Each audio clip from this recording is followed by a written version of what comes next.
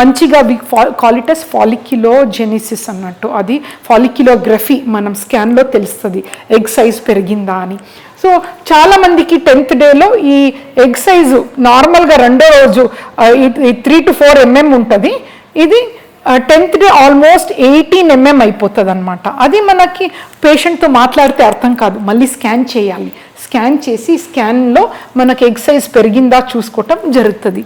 అది 18 సైజ్ పెరిగితే దాంట్లో ఫలితమైన లోపల ఎగ్ ఉంటుంది అనమాట, ఎగ్ బ్యాగ్లో.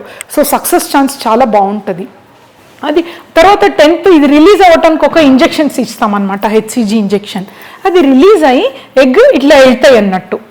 వెళ్ళినప్పుడు మనకి ఐడియా తెలుస్తుంది అనమాట, ఎగ్ రిలీజ్ అయ్యింది అని. స్కాన్లో రప్చర్ అయిందా లేదా అని చూసుకోవటం జరుగుతుంది. సో అది మంచిగా ఎగ్స్ రిలీజ్ అయిన తర్వాత హస్బెండ్ స్పర్మ్ని మనం ఇన్సర్ట్ చేస్తాం. So egg is there. అందరికీ తెలుసు కదా, egg stays in the tube only for 24 to 36 hours అంతే, ఎక్కువసేపు ఉండదు.